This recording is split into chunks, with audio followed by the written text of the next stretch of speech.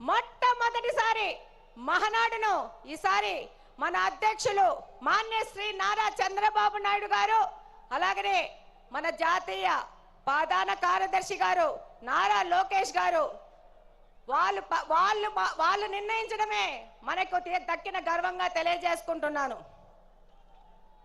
ఈరోజు తెలుగుదేశం పార్టీ ఏ స్వార్థం కోసమో కాదు, ఎవరి కోసమో కాదు పుట్టిన పార్టీ. తెలుగుదేశం పార్టీ అనేది తెలుగువాడి ఆత్మగౌరవ వేడి సెకండ్ నుండి నాటి ఢిల్లీ పాలకులకు తెలియజేయడం కోసం పుట్టిన పార్టీ. తెలుగుదేశం పార్టీ అంటే బలుగు బలహీన వర్గాల అభ్యున్నతికి, రాజకీయ ఆర్థిక స్వాతంత్రం కోసం పుట్టిన పార్టీ. తెలుగుదేశం పార్టీ సమర్థవంతమైన నాయకత్వం మరియు క్రమశిక్షణ కలిగిన, నిబద్ధత కలిగిన కార్యకర్తలే వెన్నెముక. ఏ రంగంలో కానీ తక్కువ గాని తెలుగువాడి ఆత్మ గౌరవ ప్రతీక మన తెలుగుదేశం పార్టీ. తెల్లవాడి నుంచి మనకు స్వాతంత్రం తేవడానికి గాంధీ మహాత్ముడు పుడితే తెలుగువారి ఆత్మ గౌరవాన్ని కోసం పుట్టిన వారు విశ్వవిఖ్యాత నట సార్వభౌమ స్వర్గీయ అన్న ఎన్టీఆర్ గారు.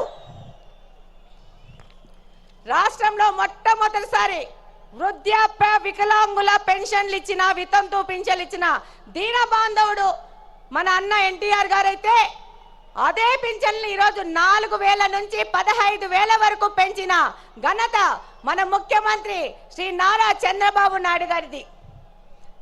ఈ దేశంలో ఆడపిల్లలకి ఆస్తిలో హక్కు కల్పిస్తే ఎన్టీఆర్ గారు మహిళా సాధికారత మరియు వారి ఆర్థిక స్వాతంత్రానికై కృషి చేస్తున్నారు మన నాయకులు శ్రీ నారా చంద్రబాబు నాయుడు గారు.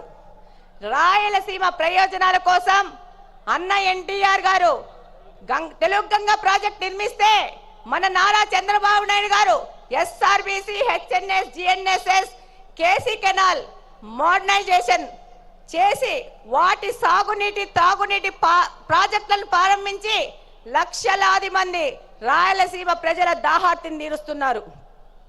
మన ప్రియతమ నాయకుడు నారా చంద్రబాబు నాయుడు గారు ఎన్టీఆర్ ఆశయాలను, ఆదర్శాలను, సిద్ధాంతాలను ముందుకు తీసుకెళ్తూనే పరిపాలనలో, సంక్షేమంలో కానీ, అభివృద్ధిలో కానీ ఆయన తీసుకొచ్చిన సంస్కరణలు ఈ దేశంలో మరెవ్వరూ తీసుకురాలేదనడానికి సందేహమే లేదు. చంద్రబాబు నాయుడు గారంటే క్రమశిక్షణ, పట్టుదల, అంకుటిత దీక్ష, నేర్పు, ఓర్పు కలిగిన నాయకుడిగా ప్రపంచ దేశాలు అవసరాలను, సంక్షోభాలను అవకాశాలుగా మార్చి విజనరీ లీడర్గా ప్రపంచమంతా ఈరోజు కీర్తిస్తుంది. అందుకే రాష్ట్ర అభివృద్ధి అనగానే ఎవరి పేరు గుర్తొస్తుంది? నారా చంద్రబాబు నాయుడు గారి పేరు గుర్తొస్తుంది.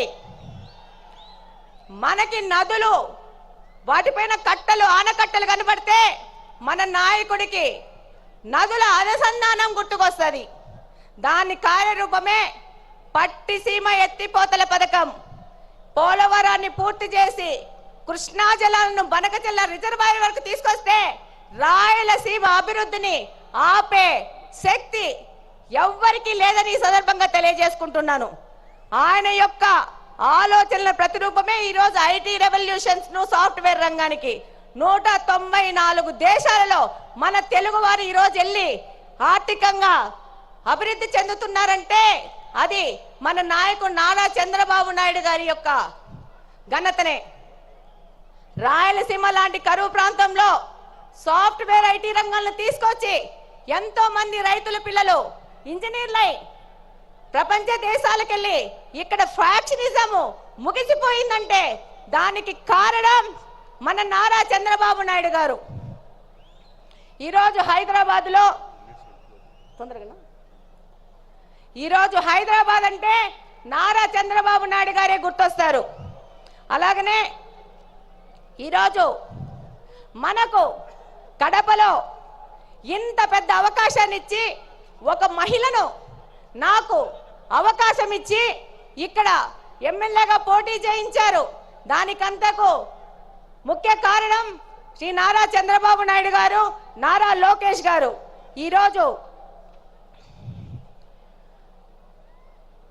మన నారా లోకేష్ గారు 1 కోటి మంది సభ్యత్వాలను చేసుకొని వాళ్ళకు ఇన్సూరెన్స్ అని ఏదైనా ప్రమాదం జరిగితే 5 లక్షల బీమా వాళ్ళకు వచ్చే విధంగా చేశారంటే భారతదేశంలోని ఏ పార్టీ కూడా ఈ విధమైన కార్యక్రమం చేయలేదు. అది తెలుగుదేశం పార్టీ వంతైంది. ఈరోజు తెలుగుదేశం పార్టీ తరఫున నన్ను నిలబడితే ఏం మాట్లాడినారు? గంగిరెద్దు అన్నారు, బుడబుక్కలు అన్నారు, నీ ఇంటికి వస్తామన్నారు. ఒక్కసారి ట్రై చేసి చూడండి. బుడ్డా వెంగళరెడ్డి ఇంటి ఆడబిడ్డని ఇంటికి రిటర్న్ వీల్ చైర్లో పోతారు. ఈ సందర్భంగా తెలియజేస్తున్నాను, ఎవరే గాని తెలుగుదేశం కార్యకర్తని టచ్ చేసి చూడండి, అదే వారి చివరి తప్పైపోతుంది. శ్రీ నారా చంద్రబాబు నాయుడు గారి ఆశయాలతో ఇక్కడ ఎమ్మెల్యేగా గెలిచి మీ అందరికీ తెలుసు, ఈరోజు పులివెందుల ఎమ్మెల్యే 2 సార్లు ప్రచారానికి వచ్చాడు. రెండవసారి మా ఎమ్మెల్యేని చూడొద్దండి, నన్ను చూసి ఓట్లేయండి అన్నారు. కానీ మా తెలుగుదేశంలో పార్టీలోని కార్యకర్తలు, నాయకులు, మన ప్రజలు అది తిరస్కరించి